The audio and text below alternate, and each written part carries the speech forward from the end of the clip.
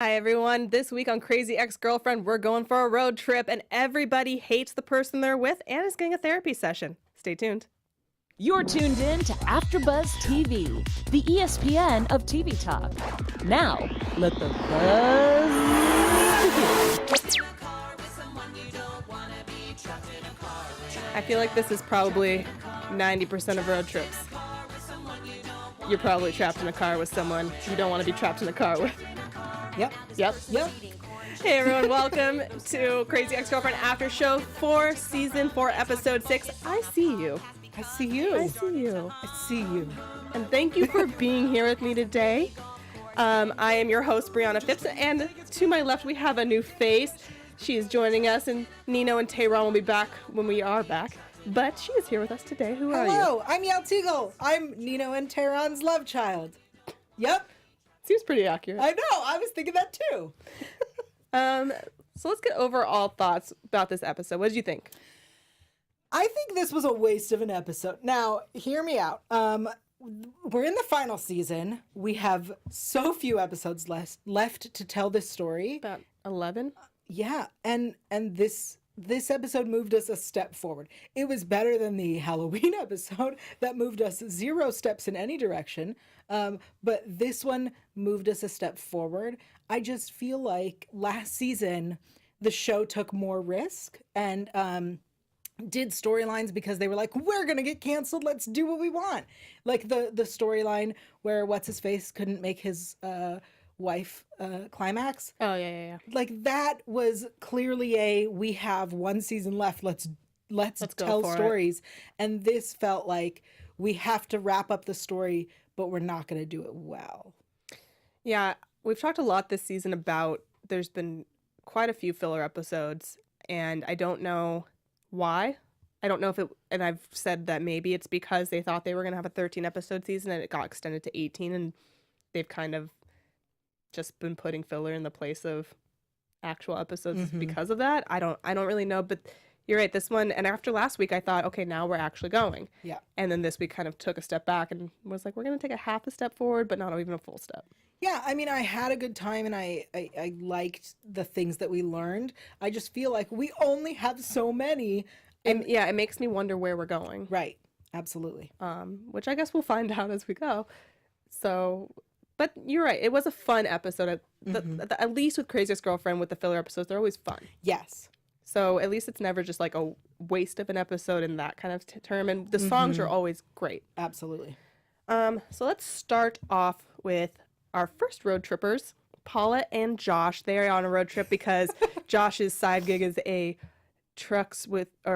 bros with trucks gig. Yeah. And Paula needs a desk to be able to study for her finals for law school, which we, if not right away you realize within the first 5 minutes that she is just procrastinating from having to study for law school because of fear. I don't understand her husband not picking up on that. I think he did, but I think she just brought up Tanya and he was like, okay, I do appreciate that callback. As terrible as that was, I think it's really nice that, she's now able to use it for her own benefit.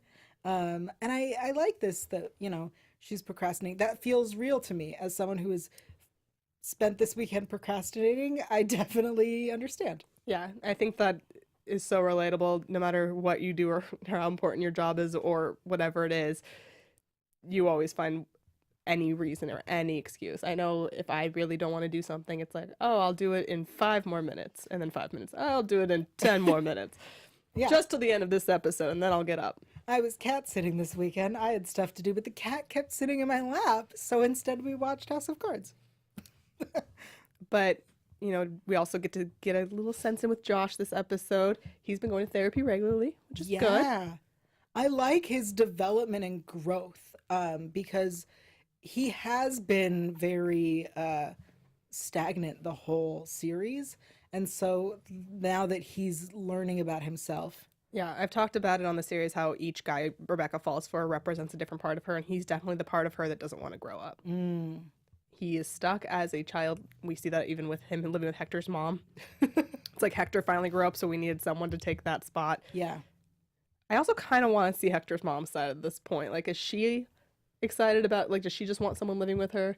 Does she want him out? Yeah, I think from what I understand, right, she loved living with Hector, so it would make sense that But the only time I saw Hector and Josh, or not Hector and Josh, Hector's mom and Josh, was that when they did the podcast and he came in crunching on potato chips and Sure. everybody was annoyed with him. So I don't So I don't know. He doesn't understand how to deal with people doing a podcast. You lock yourself in your room. But I think that she likes having a roommate. I think she likes having someone around to take care of. I'm assuming this because she allowed her grown-ass son to live there for so long and then his friend to move in. I mean, isn't that just nowadays? Everyone lives with their parents until they're 30. Not everyone, but A lot of people. a lot of people. That's a problem that we millennials have, and it's not 100% our fault. It's partially our fault, but it's not 100% our fault. Yes. I mean, there's also the thing of Hector's mom is not the one making them move out. Right. That's the other thing. It's just everybody else looking at Josh like, why are you doing this? Why are you living with Hector's mom? But Josh's story, especially this episode where we hear about all his side hustles, totally as a creative in LA, I understand that. I understand the side hustles. You know, that's definitely what we do is you have your career path and what you're doing, but you also have 15 side hustles. He's a DJ, that's his creative, and then he also is a bro with a van. I'm sure he does. I'm sure he does like 8 other things as well. He's probably an Uber driver, maybe a Instacart driver, Yeah, whatever else requires driving. I get it. I'm selling stuff on Poshmark. But Josh, you know, he kind of helps Paula this episode because he therapies her. Yeah, look at him growing up being the adult. I just like that he questioned himself afterwards. He's like, that's right? She's like, yeah. It was really nice to see the tables turn because she's always had to mother everybody. So to see her get mothered was nice because we never get that for her. I also wonder if it's partially like, I don't want to stay for finals because I'm scared, but maybe there's a little hesitation because she is taking over Brandon's room as well. And the more she puts into that room, the more it's that he's not there. Yeah. I don't know. Just because of last episode and because of her Right. not wanting to let go. I totally get that. I just also think it's silly that she's telling Josh to be an adult and move out, but not her son. Her son shouldn't become an adult. She's going to be Fair, her Hector's son's mom. like 19. She's going to turn into Hector's mom. I can see it. She could. She's going to do a podcast with her son. Apparently not with Tommy. She doesn't seem to care about him as much at all. Well, because he's not leaving. True. But yeah, so Paula does also then in turn push Josh, being like, dude, you gotta move out. We get the little fake kiss moment, and then she's like, here's some apartment books. Yeah. Go get yourself your own place. I'm real glad that didn't turn into something. It was Yeah. not okay. Yeah, and we'll get into the other ones later. Yeah. But no, I'm fine with them just Yep. keeping it neutral. Here's a pamphlet. Exactly. Which our next road trippers, Mm-hmm. Heather and Nathaniel, Yeah. 2 of the most, I would say, rude in different ways Mm-hmm. people on the show. Yeah. Heather is very, I'm going to tell you like it is, Mhm. regardless of your feelings. And Nathaniel's like, I'm I'm going to tell an you like it asshole. is because I kind of want to be an asshole. Yeah. But we get a little more sweetness from Nathaniel this episode. He can't make it to the beach Mm-hmm. because his electric car ran out of juice. Yep. And who has to help him out? Heather, who does not like him. She has reason not to like She him. does. It's a fair enough reasons to Yeah. not like Nathaniel. But she does not like him. But she's going to be the bigger person, pick him up, and help him get to the beach. Because no Uber driver will get him because of his, I guess, Bad probably rating. 0 rating. Yeah. She did not need to be the bigger person. No. She did not need to do that. And I wish she hadn't. But I mean, the thing about this relationship and this dynamic in this episode was that it felt a lot like she's teaching him how to be a human. And by the end, oh, I know how to be human now. No, you don't. You did not grow that much. And because it feels like after he went camping, it was like, we're teaching you how to be a human. And he's like, oh, I know how to be a human now. Yeah, there's been like 8 episodes, I feel like, from Nathaniel learning to be a Yeah. human and saying he's going to be better and then Not. jumping backwards. Yeah, and it feels inconsistent. But, I mean, they did try to make it seem like they taught each other something. She taught him to be a little more kind and affectionate and emotional. And he taught her that appearances do matter, whether we want them to or not. Yeah, that I think is a terrible message. It could be, but it is true. I will say that your car, his message that her car means she doesn't respect herself was like, I got very angry. Yeah, I don't know if I agree with that, but I agree with the thing of if you are in a managerial position and someone sees that car, they're not going to think that you have, you know, success in your life or anything like that. But they look at your car as though you're kind of, you know, it's a representation of who you are. I disagree. Just like if you walk into someone's house and it's messy, it's kind of a representation of who they are. Sure, I get that. I just think that to judge, especially if I'm an employee at Homebase, let's say, right? The employees that she manages are not going to be able to afford a better car than that, let's say. Therefore, it is safe for them to assume, yes, she's a manager and she works really hard, but this company's not paying anyone well. So at least they understand that they should learn what they can from this job and move on. I mean, maybe. I think that's the message that you can get from it. I think that it was... I think it's so terrible to start trying to share this message with the world. It's like such a bad idea. You know what I mean? Like this show has taught us about not judging women on their appearance with the sexy getting ready song and the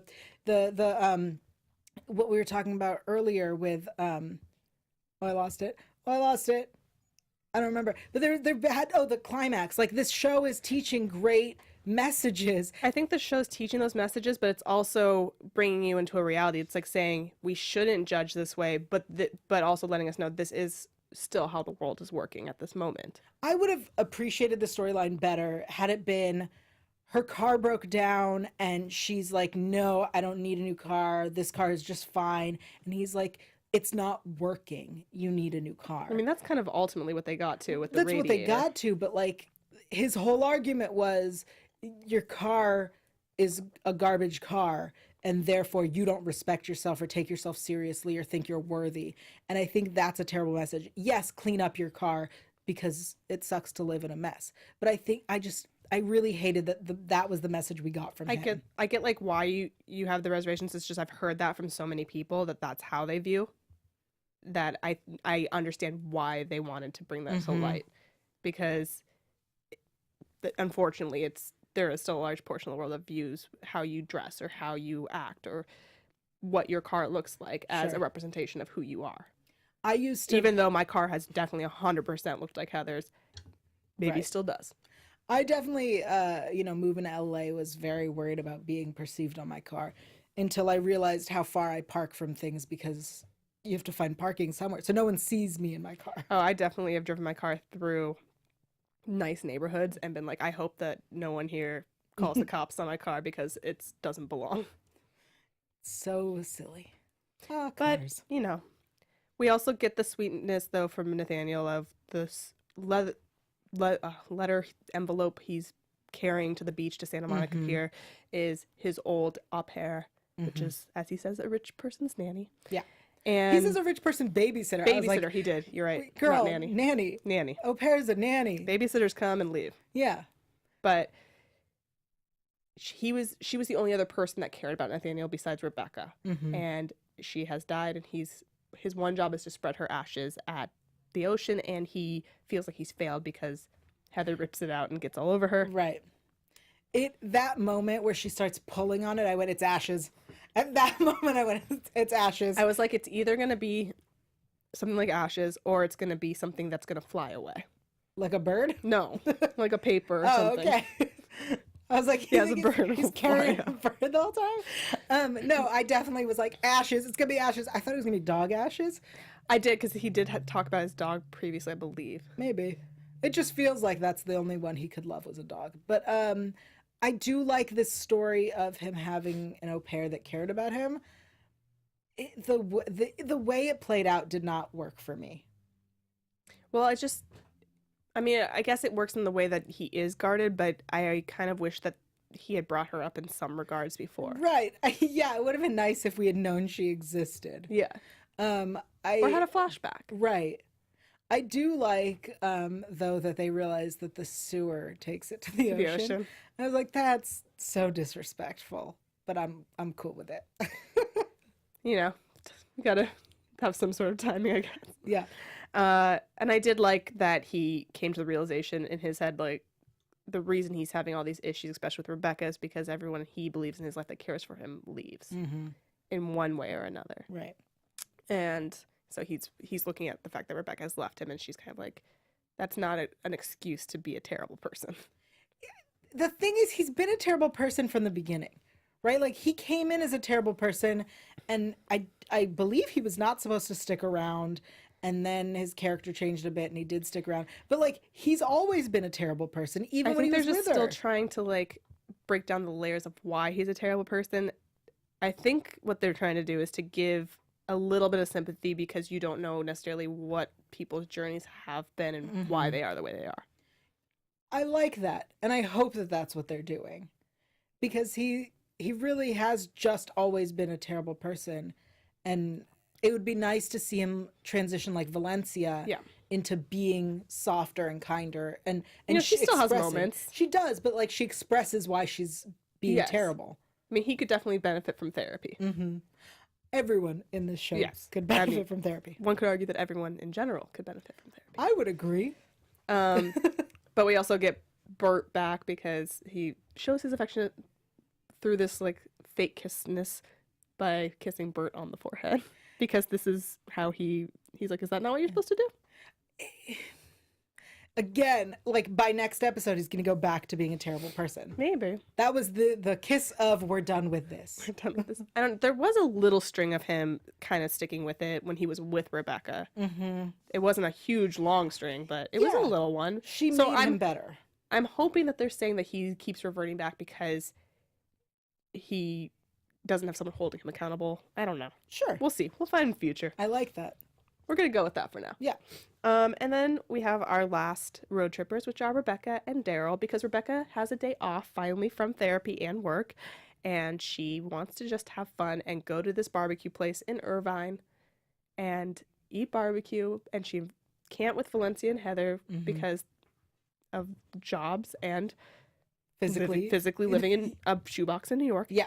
And so she puts the work chain from the law office, and everybody has an excuse except for Daryl, who has a nanny but hasn't left the house. Yeah. And so Daryl goes with her. I really liked this dynamic of them because he is super emotional, and I appreciated the storyline of her being like, I need a day off. I need to not think about emotions and be introspective. And I like that. I like that she said it. I like that she said it, and I like that she's voicing what she needs and wants, but I also like that they're still showing that she's only taking into account still what she wants.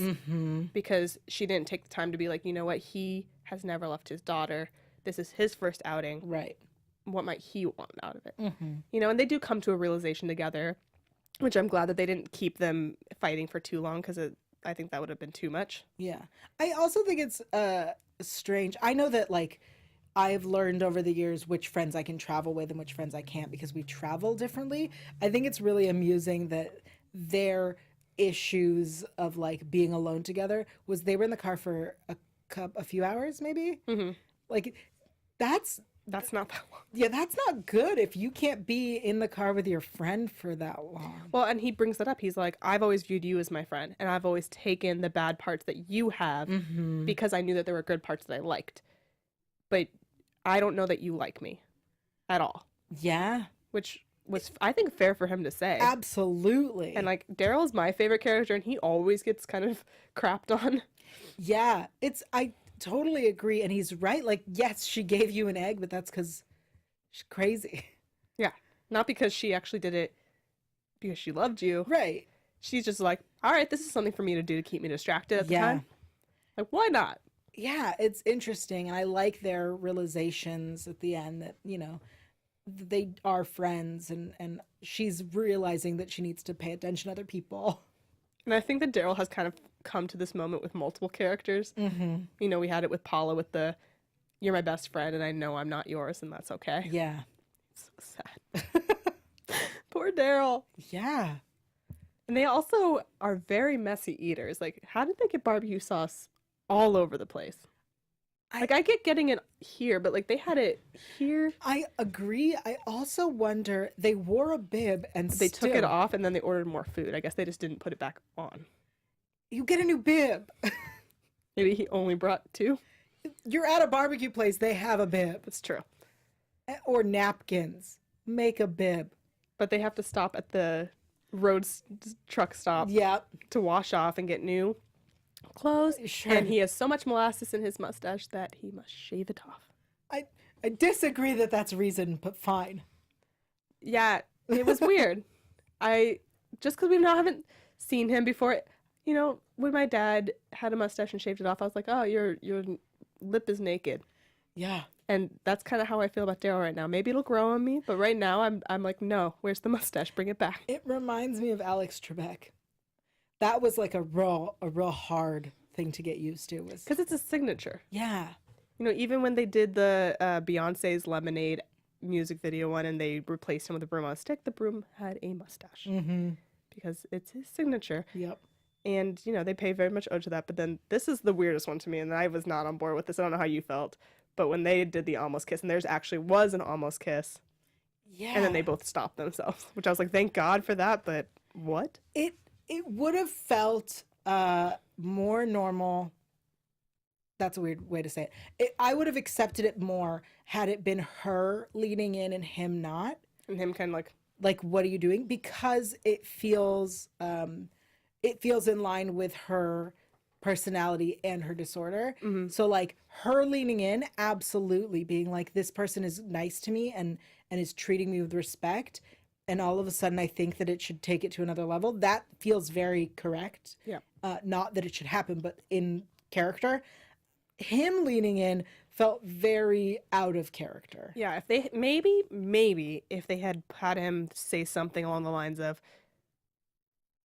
"You were the mother technically of my child," Right. so Sure. like maybe if they threw something like that in, but still, I don't know. I would have also accepted if they were drunk. Yeah, That would have just but solved that would have, problem. but not the road trip problem. Well, she can't drink probably because of her meds. So that like I would And have he can't get an Uber because he has also a low score for being too talkative. right. But and I emotional. think it would have been fine if that kiss happened after like they drank while they ate their ribs. So or he drank. That would have made more sense. It would have made more sense. But regardless, it gets her to the conclusion that because in the beginning of the episode she was like, I can't date because I always fall for people that are detrimental to me. And she realizes, you know what, I can fall for nice guys. I was attracted to this person that was a nice guy. It's a stretch for me. Thank you. It feels like you weren't. No, that's not what happened. You fall for what's available, nice or bad. That's not healthy. Yeah. And so the fact that because you fell for a nice guy who just happened to be there, now it's like, oh, I can fall for nice guys. I can date again.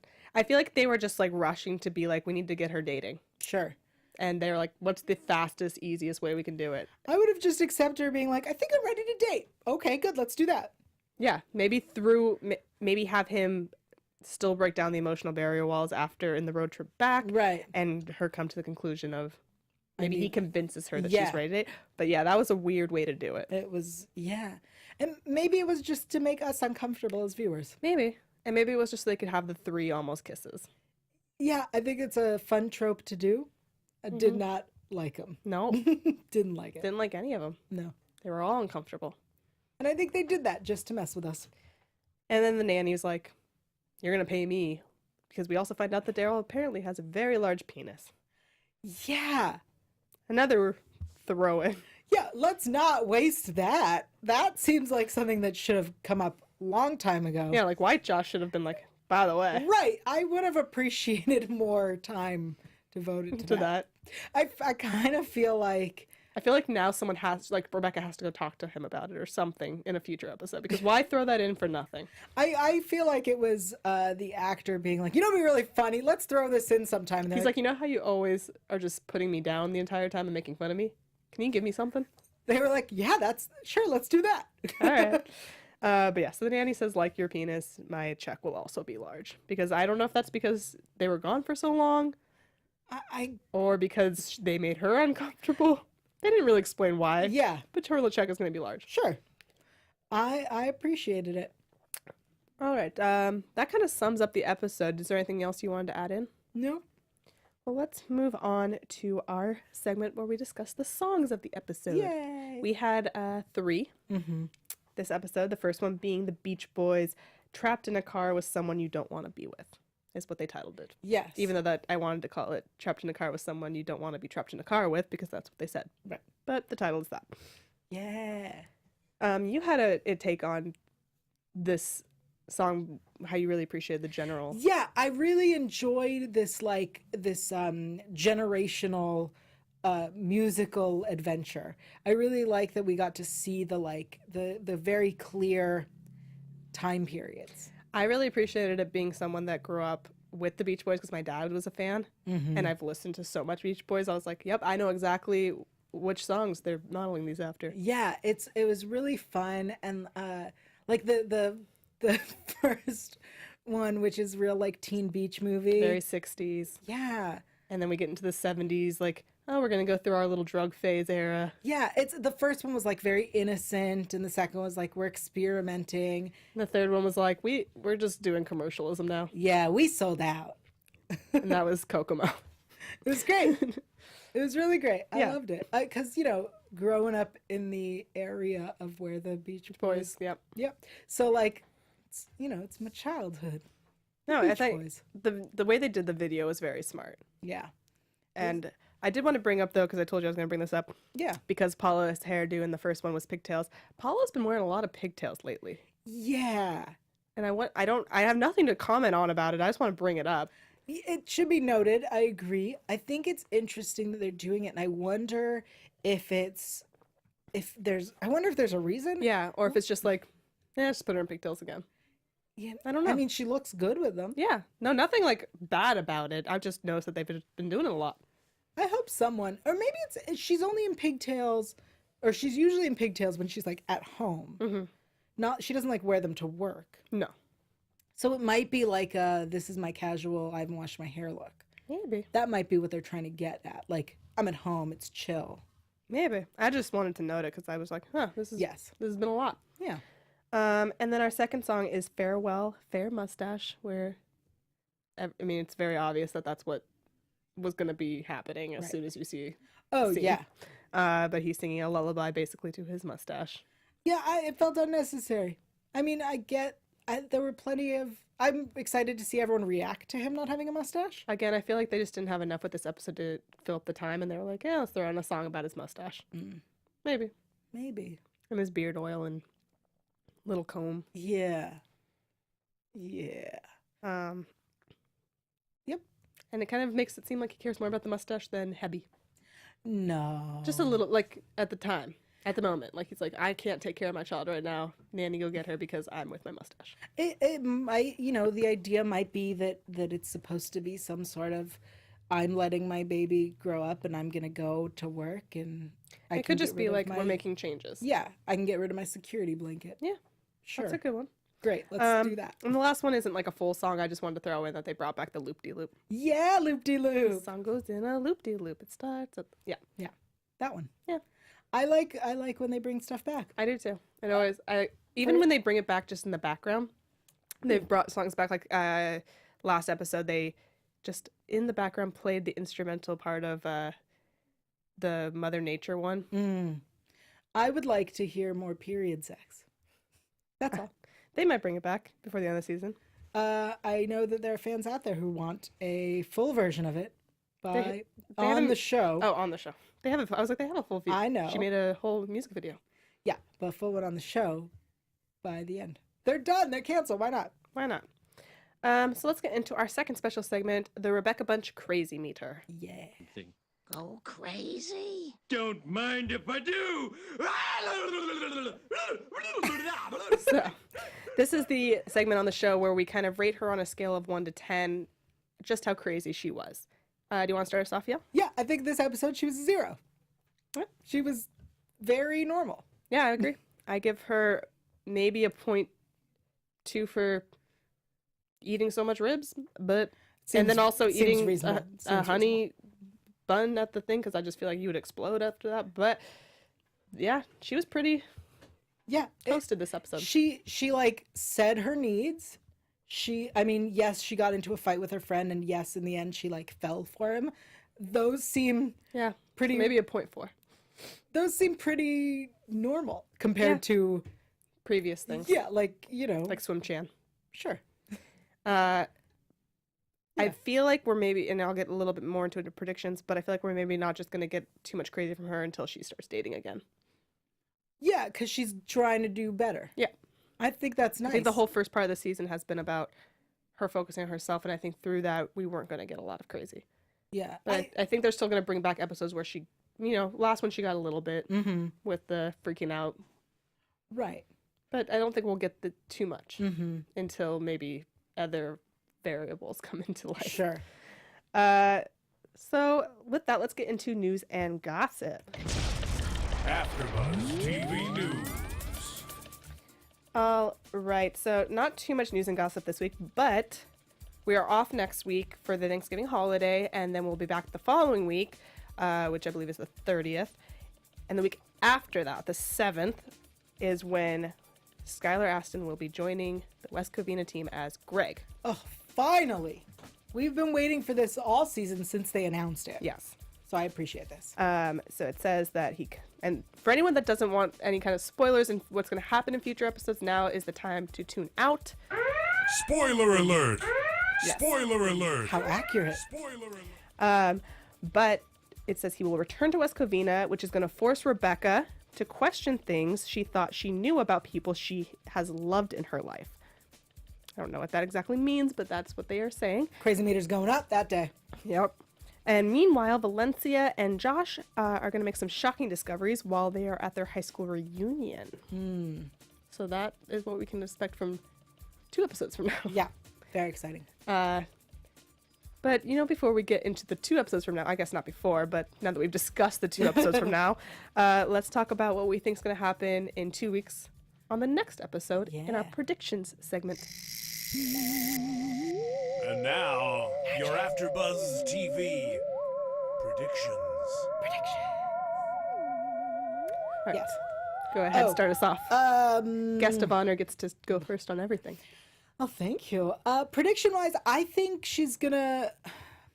I'd like her to deal with her career things, right? Like, she owns the pretzel shop and isn't going to work and isn't doing anything. Like, I would like her to realize that, yes, she can own a pretzel shop and then go to work somewhere. So I'd like her to, like, get her career in order.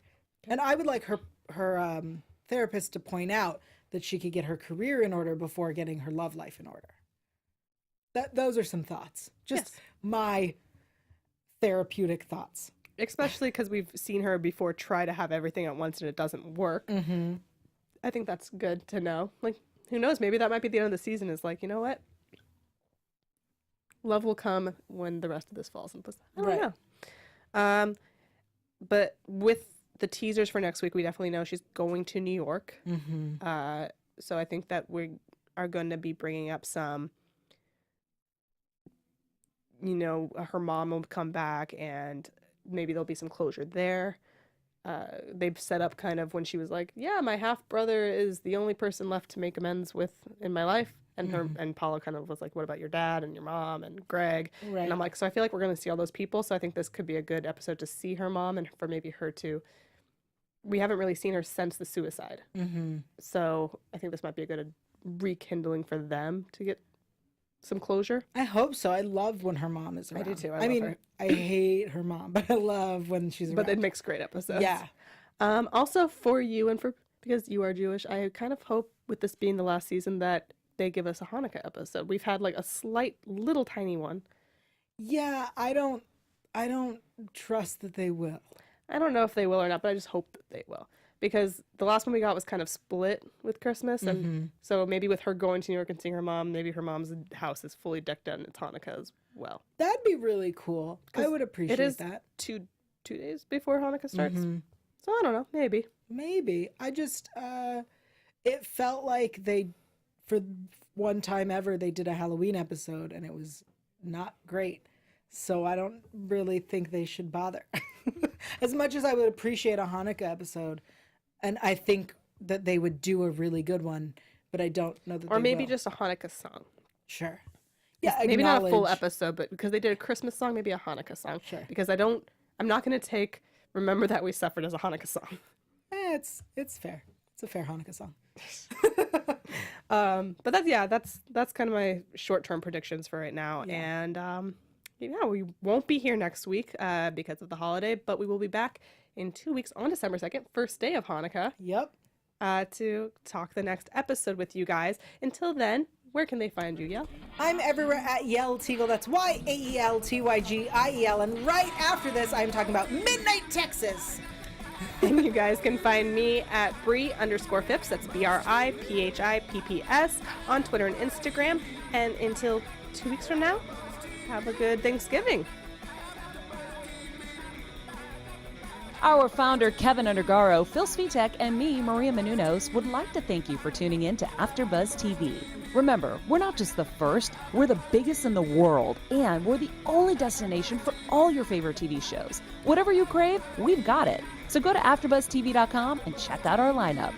Buzz you later. The views expressed herein are those of the hosts only and do not necessarily reflect the views of AfterBuzz TV or its owners or principals.